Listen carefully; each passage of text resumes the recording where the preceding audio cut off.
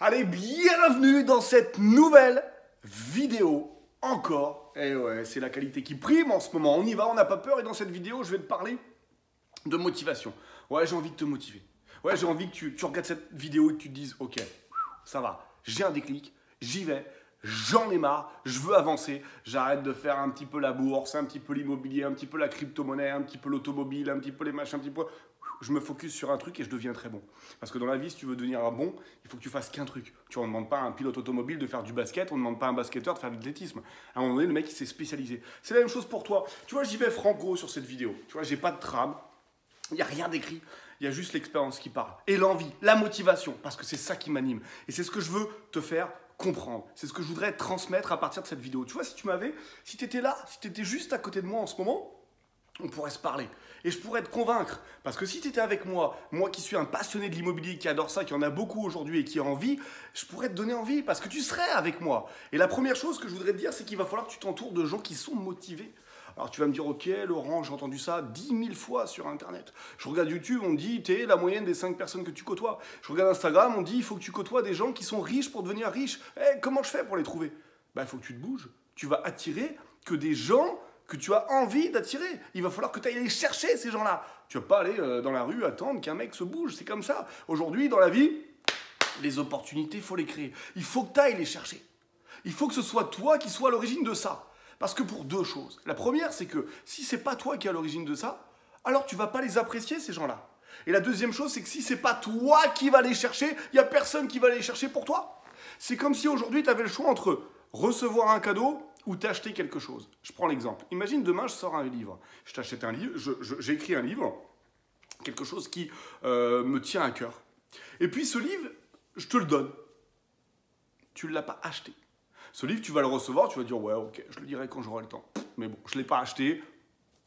Par contre, si ce livre, demain, tu l'achètes, et tu l'achètes très cher, tu vas donc miser dessus en me disant, attends, je l'ai acheté, j'ai misé de l'argent dessus, donc ce que je veux maintenant, c'est le lire, clairement.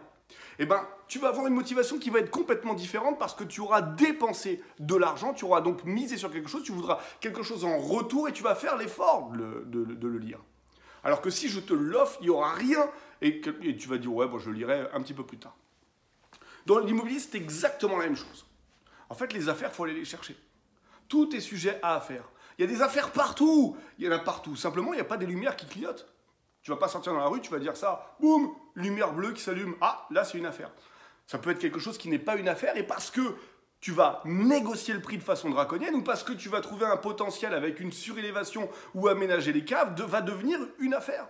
En fait, dans ce monde, il y a toujours des gens qui, bizarrement, font des affaires et d'autres qui n'en trouvent jamais. Tu vois, moi, souvent, je reçois des messages où on me dit « Ouais, Laurent, je ne trouve pas. J'ai fait le tour, j'ai regardé, j'ai utilisé tes techniques, mais je ne trouve pas. Je ne trouve pas un moyen où je vais faire une affaire. » Ben ouais, mais à un moment donné, si ce n'est pas toi qui la déclenche, si ce n'est pas toi qui va la chercher, si tu ne trouves pas quelque chose à faire, il n'y a personne qui va la faire pour toi. Crée-la l'affaire. J'ai déjà acheté des ensembles immobiliers où il n'y avait rien. Personne n'en voulait. Un exemple. Ok. 2011. Je visite un garage automobile qui était à l'abandon. Complètement. En plein centre-ville d'une ville de 60 000 habitants. Le garage, personne n'en veut. Tu vois, il était à 300 000 €, 550 mètres carrés à l'abandon. Personne n'en voulait. Ok. J'ai dit, écoutez, moi, ça peut m'intéresser. Je ne sais pas ce que je vais en faire, mais je vais vous l'acheter. J'avais prévu de faire 8 appartements dedans. Je fais une proposition massacrée. 240 000 € au lieu de 300 000 €. Mon offre n'est pas acceptée, elle est contre-proposée à 270 000 €. Je dis, moi, je ne bouge pas de mes cordes, je suis à 240, c'est à prendre ou à laisser, vous avez 48 heures pour m'en répondre. Le propriétaire réfléchit, il voit avec sa femme, il avait un projet de partir aux États-Unis en fait. Et puis il se dit, voilà, dans sa tête, à mon avis, ça a tourné rond, il s'est dit, j'ai deux possibilités.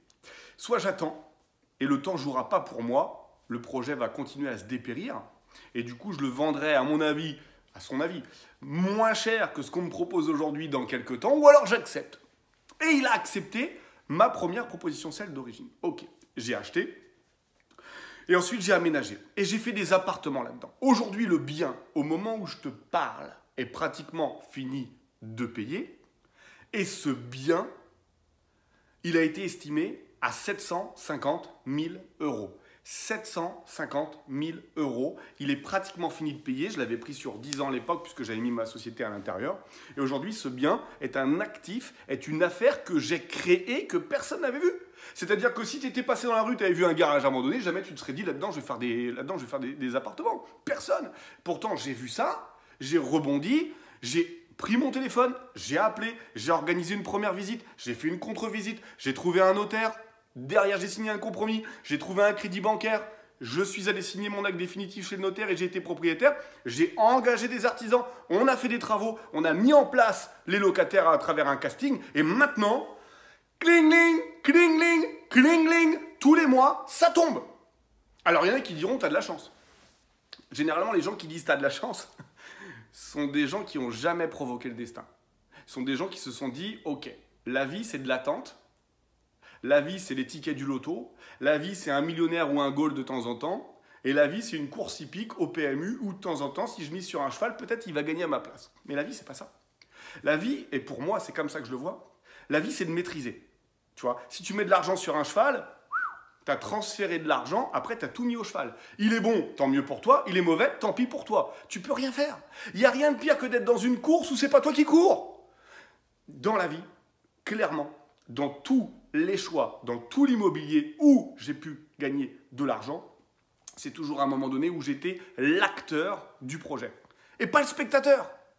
À un moment donné, il faut que tu sortes de ta routine et que tu puisses te dire, ok, j'y vais. Ça fait peur, mais j'y vais. Ok, je prends mon téléphone. Je sais pas quoi dire, je sais pas. Ça va venir. Tu vois, j'ai pas de téléphone, mais si demain là je dois prendre un téléphone pour pouvoir appeler, ben je vais appeler et je vais voir ce que le mec il me pose comme question. Ça sert à rien que je me fasse un scénario d'avance. Je sais pas. C'est comme le mec qui a mal quelque part et qui va voir le médecin et qui fait le diagnostic à la place du médecin. Ou pendant le trajet, il va se dire, ah ça tombe j'ai ça. Oh je dois avoir ça. Ah ça tombe j'ai ça, j'ai ça, j'ai ça. Mais le fais pas. C'est pas ton métier. Ça sert à rien. On va te le dire après. Dans l'immobilier, c'est pareil. Vas-y, fonce. Qu'est-ce que tu risques? De gagner de l'argent? Bah, tant mieux. D'être plus libre? Bah, tant mieux. De devenir rentier? Bah, tant mieux. Qu'est-ce que tu veux perdre? Tu as tout à gagner. Tu as toute l'expérience à faire. Alors, souvent, je le vois aussi, des gens qui me disent « Ouais, je vais faire de l'immobilier. » Ah, c'est marrant parce qu'il y a un an, tu m'as envoyé un message, tu m'as dit que tu me suivais. Il y a 6 mois, tu m'as envoyé un message, tu m'as dit que tu étais prêt à passer. Et là, aujourd'hui, au moment où je te parle, tu n'es pas prêt à passer. Qu'est-ce qui se passe? Tu remets tout le lendemain. Alors, l'excuse de « j'ai pas d'argent », ça... Pipo Magazine. Pipo Land. T'as pas d'argent. Ok. Tu gagnes 1000 euros par mois. Parce qu'on va se dire quand même que tu travailles, tu vois. T'es un mec courageux. Ou une fille courageuse. T'as 1000 euros par mois. T'as pas de crédit. T'as une bagnole pourrie, mais bon, elle te déplace d'un point A à un point B, tu vois. Elle te coûte cher en essence et en assurance, mais tant pis. Demain, tu as une possibilité de pouvoir investir dans l'immobilier. Tu vas donc faire une recherche, tu vas faire une visite, et puis la banque va te dire « Ok, mais bon, vous êtes à 1000 euros par mois, monsieur, nous, on veut bien vous suivre, mais bon, il nous faut un apport. Il nous faut un apport de 10 000 euros. » Tu vas me dire « Voilà, ok. Tu vois, Laurent, je te l'avais dit. J'ai fait une visite, j'ai appelé, j'ai été visité, et là, d'un seul coup, la banque, elle me dit « Je veux bien vous faire un crédit, mais il faut 10 000 euros d'apport. » Voilà, tu vois, bravo. C'est bien la chaîne YouTube. Impeccable. C'est ça tes conseils. 10 000 euros à chercher dans une vie. Je pense, à mon avis, que c'est presque aussi simple que de trouver un restaurant pour bouffer le soir. Pareil. C'est-à-dire qu'à un moment donné, aujourd'hui, on est en 2019, tu vois, au moment où je tourne la vidéo. Trouver 10 000 euros, ça me semble pas très compliqué. Il y a des organismes de crédit qui pilulent dans tous les sens. Ah d'accord, ok Laurent, donc en fait, tu veux qu'on fasse un crédit à la consommation pour pouvoir commencer à investir. Mais c'est quoi l'idée en fait? On va s'endetter pour investir? Ouais, tu vas t'endetter. Mais tu vas t'endetter de façon intelligente. C'est-à-dire que si la banque te dit qu'elle est capable de te prêter 100 000 euros, on va pas parler de 500 000, tu gagnes 1000. Si la banque elle est capable de te gagner 100 000 euros, 100 000 euros, ça fait 530 euros par mois pendant 20 ans. Et que ces 100 000 euros, l'investissement immobilier que tu vas faire vont te rapporter 1 000 euros de rentrée locative. Si tu fais 1 000 euros de rentrée locative, moins tes 500 euros de crédit, moins ta taxe foncière, moins tes assurances, il va te rester à peu près 200-250 euros sur tes 1 000 euros par mois. Et ben, tu vas demander à la banque et tu vas lui dire que tu as des travaux à réaliser dans le bien à 100 000, un petit peu de travaux, et que pour réaliser ces travaux et mettre en place tes locataires, tu as besoin d'avoir un délai pour commencer à payer ton crédit, une franchise. Cette franchise, tu vas la négocier à 6 mois ou à 12 mois. On va dire pendant 12 mois, c'est le temps qui est nécessaire pour que je puisse faire mes travaux et trouver mes locataires et commencer à avoir mes premiers loyers. Et bien pendant ce temps-là, je vais mettre en place une franchise. Je ne vais donc pas payer mon crédit. Je signe au mois de janvier, je commence à payer mon crédit en janvier de l'année d'après. Par contre, tu vas faire tes travaux sur un mois ou deux et au troisième mois, tu vas commencer à toucher tes loyers. Cling, 1000 € au mois de mars. Cling, 1000 € au mois d'avril. Cling, 1000 € au mois de mai. Tu ne payes toujours pas ton crédit à la banque. Tu as donc 9 mois de loyer qui vont rentrer. Tu as fait un crédit à la consommation en janvier pour pouvoir donner tes 10 000 € d'apport. Tu as demandé 10 000 € que tu vas rembourser sur 2 ans, par exemple, sur 24 mois. Et là, tu as une franchise où tu vas récupérer 9 000 € en 10 mois, en 9 mois. Est-ce que tu as besoin que je finisse cette vidéo pour comprendre ou est-ce que tu as déjà compris? C'est-à-dire que si tu te fais prêter 10 000 € pour les dépenser dans une télé, avec un magnétoscope, enfin, il n'y a plus de magnétoscope aujourd'hui, j'ai 37 ans, alors tu me pardonnes. Une télé avec un lecteur DVD et un ordinateur, alors là, je vais te dire effectivement, comme on est sur des objets qui sont dépréciables et qui vont perdre de la valeur, bah tes 10 000 € vont t'endetter plus que tu l'es aujourd'hui. Par contre, si demain tu demandes 10 000 € qui te permettent de les mettre dans un projet à 100 000 qui te rapporte 1 000 par mois, alors là, c'est plus une dépense. Là, c'est un investissement. Et c'est là où quand tu comprends ça, quand tu comprends ce schéma de pensée et que tu le vois à petite échelle avec 10 000, quand tu le mets en place avec 100 000, avec 200, avec 500 et avec 1 million, là, tu as inversé la tendance et c'est plus toi qui cours après l'argent, c'est l'argent qui vient vers toi. C'est-à-dire que tu as demandé 10 000 pour gagner 1 000 par mois. Tu n'as pas demandé 10 000 pour t'acheter 10 000 € de matos. Tu as demandé 10 000 pour soulever un produit qui vaut 100, qui te rapporte 1 000. Une fois que tu as compris ce schéma-là, mets-le sur 200, sur 300, sur 500, sur 1 million d'euros et tu auras très vite compris comment tes 1 000 € de salaire vont être complètement subordonnés avec 1 000 € de rentrée locative. Je vais plus loin parce que j'ai envie d'aller plus loin et qu'on est sur l'autoroute de l'investissement. Tu as fait une première opération comme ça. Il s'est passé 2 ans, tu as remboursé ton prêt de 10 000 €, tu es à zéro sur tes comptes et tu fais 200, 250 € de cash, c'est-à-dire 1 000 € d'entrée locative, moins tes 500 de crédit, moins ta taxe foncière, moins ta PNO, moins tes travaux courants d'entretien. Si c'est du chinois pour toi, je te mets un lien juste en dessous. C'est la formation complète ImoCash. Tu peux y accéder dès maintenant. Voilà, tu te fais plaisir. Ça coûte 99 € par mois pendant 12 mois. Et puis, tu vas pouvoir comme ça suivre la formation sur 15 modules. Tu peux m'appeler, on peut échanger ensemble, on peut mettre en place une stratégie avec un plan détaillé. Tu as fait une première opération. Alors, tu vas me dire, ok Laurent, une première opération. Moi, j'avais 1000 balles. Je me retrouve avec 250 € de cash. J'ai passé mon salaire de 1000 à 1250. Donc, Laurent, c'est bien, mais ce n'est pas ce qui m'a rendu libre. Aujourd'hui, j'ai qu'un complément de salaire, je n'ai pas substitué mon salaire. Ok, on a franchi la première étape. La deuxième étape, ça va être de rebondir sur un deuxième projet. Ah mais ok Laurent, je suis d'accord, mais bon, la banque déjà a 100 000 € de prêt, moi j'ai 1 000 € de revenus, j'étais déjà au taquet. Comment on va faire pour me prêter plus? Bah, c'est simple, ton salaire est passé de 1000 à 1000 plus 250. En faisant et en continuant à faire du locatif, tu as une capacité d'investissement plus grande. On ne va plus juger ta capacité d'endettement, on va juger ton reste à vivre. Si c'est encore du chinois, la formation elle est en bas, tout est expliqué dedans. Cette fois-ci, tu vas aller voir la banque et tu vas dire voilà, je suis venu vous voir moi il y a 2 ans, ou l'année dernière. On avait fait un premier projet ensemble, j'avais mis un apport de 10 000 € à l'époque. Ce que je voudrais vous montrer, c'est qu'aujourd'hui, j'ai de l'argent de côté. En gagnant 1 000 € par mois, j'arrive à gagner de l'argent. J'ai un bon comportement. Ensuite, ce que je voulais vous montrer, c'est que le projet qu'on a fait ensemble, le projet qui me permet de gagner 250 € par mois, m'a réellement fait gagner 250 € par mois. Parce qu'au bout d'1 an, j'ai 2 500 € sur un compte. 2, je montre que mon projet est viable. 3, je viens vous voir maintenant aujourd'hui pour vous dire que je voudrais mettre en place un deuxième projet de la même manière et que j'ai sous le coude un projet qui vaut 140 000 € et qui va me faire rapporter 450 € par mois.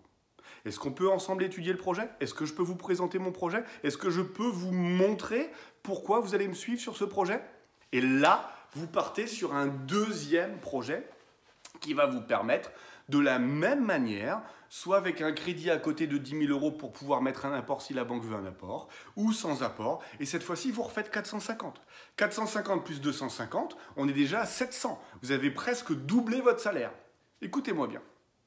Quand on passe de 5 000 € de salaire par mois à 10 000, il n'y a pas un écart flagrant.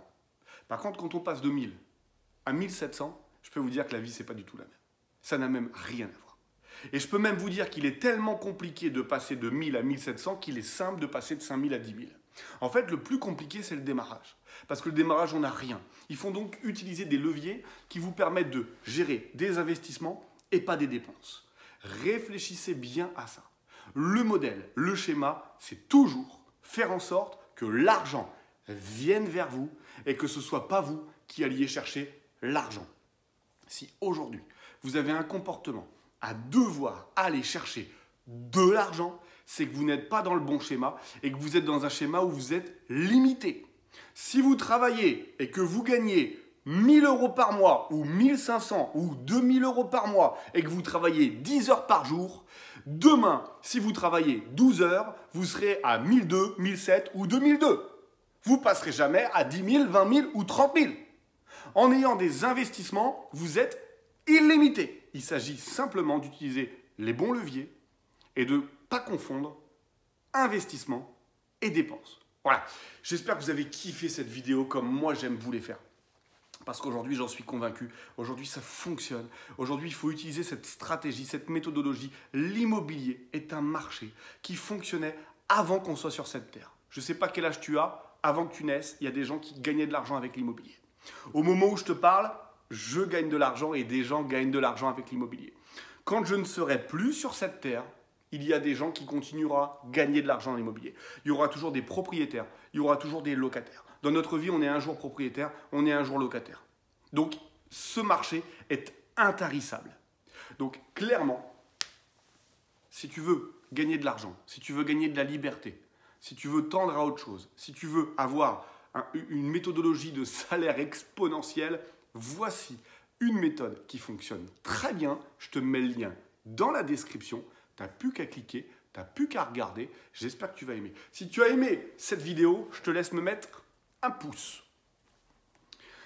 Si tu as adoré cette vidéo et que tu en veux d'autres, je te laisse me mettre un commentaire. Et si tu as surkiffé la vidéo et que tu penses qu'il faut que tu vois des vidéos comme ça tout le temps, je te laisse t'abonner au compte. En tout cas, moi, ça a été un réel plaisir de te retrouver avec ma petite tasse pleine de jus d'orange. Je te laisse activer les notifications. Je te dis à très bientôt dans la famille Imo Cash. On est de plus en plus nombreux et ce n'est que le début. À très vite.